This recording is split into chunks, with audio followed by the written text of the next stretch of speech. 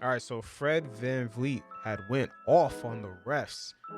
And you know, officiating it's a major question mark for a lot of the fan bases and from a player's perspective, because we don't really know what gripe a lot of these refs have with like the way the league wants them to call these games, and you know what issues they really have with the job. Like as far as NBA players, we kind of see their issues with in free agency, or like things like load management. We see like the small issues the players complain about, or like the scheduling, the travel time, or just playing through injuries.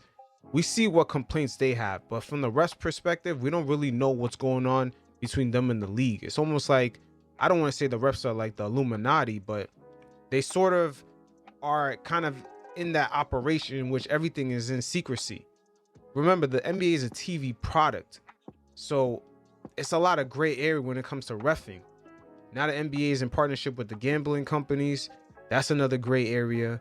And then how they treat the referees and officiate that whole segment of the league, how it works from the hiring to the firing to them getting graded on their job. No one really knows how that works. At the same time, the league is tweaking the NBA to be a great television product. And at the same time, to keep updating the refs on how to officiate these games and making a lot of small tweaks in the rule books to kind of give offensive players the freedom of movement and the freedom to I guess I would say score, and kind of give the fans what they want, sort of like what the NFL does with the quarterbacks now, in which they really can't get hit.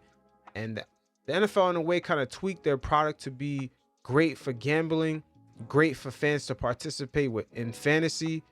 They kind of tweak the rules all in favor of those things, and I feel like the NBA is kind of going in the same direction, but there's gonna be little gray areas and little hiccups along the way. But Fred VanVleet spoke on the referees, and like I said, once again, he went off. I mean, I don't mind. I'll take a fine. I don't really care. I thought, Ben Taylor was fucking terrible tonight. I thought that on most nights, a couple of the, out of the three, there's one or two that just fucked the game up. And the one or two off rip I could tell is Scott Foster. For some reason, when there's always a controversial play, he's always seems to be in the mix.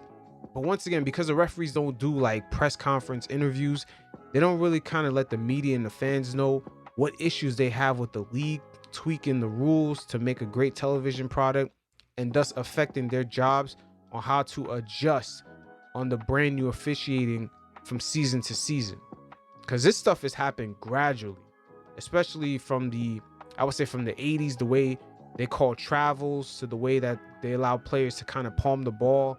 Because if you look back even like in the 70s, 60s, all the way through the 80s and 90s, players used to have to put their hand above the ball and dribble.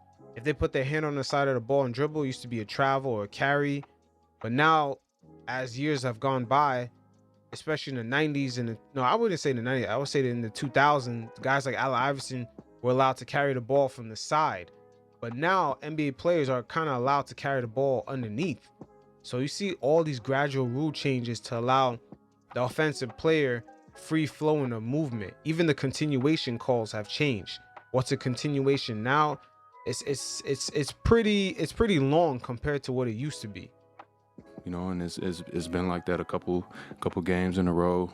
Denver was tough, obviously.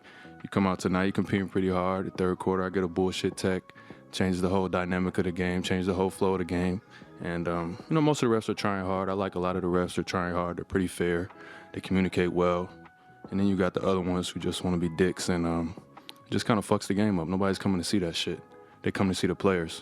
And I think we're losing a little bit of the fabric of what the NBA is and was, and it's been disappointing this season. You could look up, most of my texts this year have been with Ben Taylor officiating. So at a certain point as a player, you feel it's personal, and it's never a good place to be. That's not why we lost tonight. We got outplayed, but it definitely makes it tougher to overcome.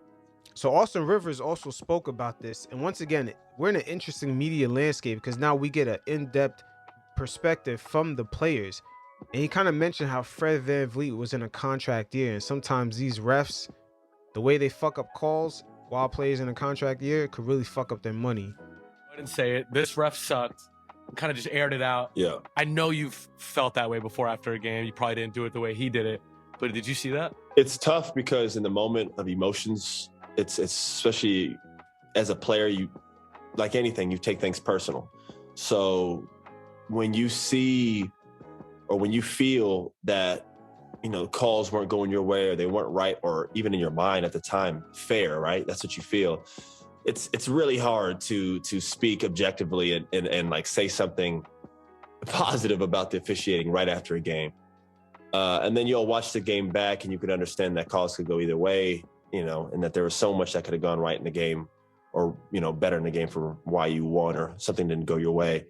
Has officiating this year been a little bit different than usual? I do think so. I think the officiating has changed, but I don't know if it's the official's fault or if it's the way the game is wanting to be called. I don't think. Exactly. Right then and there, Austin Rivers is actually pointing out how the league is tweaking the product. Once again, the NBA is a television product. It's an entertainment product.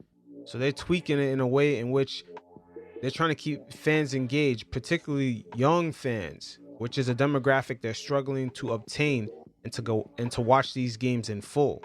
I think this is a combination of not just the refs, but also the way the NBA wants the NBA to be played. More fouls, more shots, more threes, faster pace. It's extremely difficult to guard players in the NBA now. It's so funny that a lot of former players always talk about how it's so much harder to play back in the 90s and 2000s when you could literally grab somebody and hand check them with their arm. I wish I could guard the players that I guard in today's day and put a hand on them and be able to guide them with my body movements. You cannot touch anybody now. And if anybody flops, especially after a jump shot, if it's a superstar, you could bet they're getting 3 calls. It's very difficult to compete sometimes against some of these guys in the way it's being officiated. I can understand Fred's frustration. I think everybody does. I think the fans do. I think even the fans who aren't even in the game can watch from the outside and understand that the officiating this year has been, maybe I don't want to say not the best, but it's just been different, man. That's the best. Do you think it's a good thing that getting fined? I'm trying not to get fined here. No, for sure. And look, it's so prevalent that players can't speak about it that, look, even in this podcast, Austin Rivers is kind of waving the white flag like, hey, guys, don't fine me. And once again, this was me saying earlier how the way the NBA has that relationship with the referees, the way they conduct and evaluate how good a ref is doing their job, is sort of operating like in the Illuminati, where it's like nobody really knows what goes on. It's almost like a secret society. How do the NBA refs even work? And me, in my experience, because I remember when I was in school, I had a professor. He actually was a retired baseball umpire. And the way the umpires live, they're actually being watched. And he further elaborated how it's easy for those guys to get bored because their lifestyles are very, very, very simple. It's like mostly golf. Then they ref the games at night. And it's pretty much the same thing repeating day after day after day. But their lifestyles are being monitored for gambling reasons. And going back to the NBA, like I said, it's kind of a gray area right now because we all know most of the professional sports leagues are in bed with the gambling companies. They're even promoting the gambling product on television. So it's kind of a gray area in what the league is in right now. Do you think the last 2-minute report, do you think that's been a good thing? For afterwards, they said, we missed this call, we did that, or is that just kind of salt in the wound? I don't know what that point is. What difference does it make? It doesn't change anything. It doesn't do anything. It doesn't do anything. Yeah. What really bothers me is when they review a call and they still get it fucking wrong. That happens all the time. They'll review the call. They'll go in the booth looking through a camera at like 10 different angles and still make the call wrong. It's frustrating. I'm getting frustrating talking about it right now. You can see it. It's growing. Yeah, I know. Yeah, I want to switch topics before I get fined here. I don't even want to get into that. I also think that there's a lot of young officials right now, and that's also, there's a learning curve with that. We just talked about it with basketball players and how they have to learn their stripes, and I think the same thing with officials. The younger they are, sometimes the harder they are to talk to, just because they're kind of short-tempered and they have something to prove. So I think it's a bond. I think we got a lot of young officials that still need to grow just as young players do. So hopefully it gets better.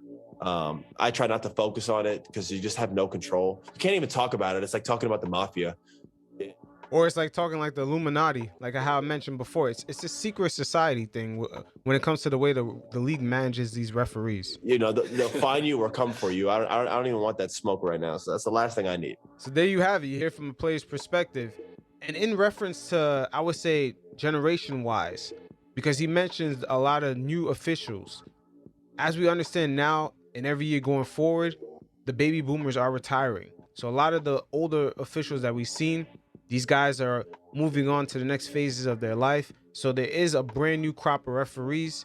Also, the NBA is trying to diversify, so they're making sure that they kind of fill a quota of like women referees or referees from different type of backgrounds, which is a brand new thing that we see the league is doing.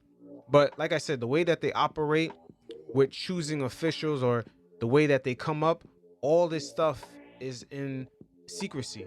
Nobody really knows how these people get selected, and these people don't do interviews and kind of display some of the gripe that they have with the league when it comes to them doing their job.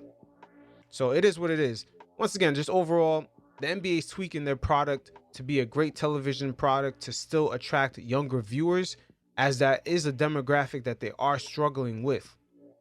So a situation like the Jean Morant situation with him suspending him is going to be very interesting because he does attract the younger viewers that the NBA is trying to maintain, that younger demographic. I would say preteen all the way up to high school.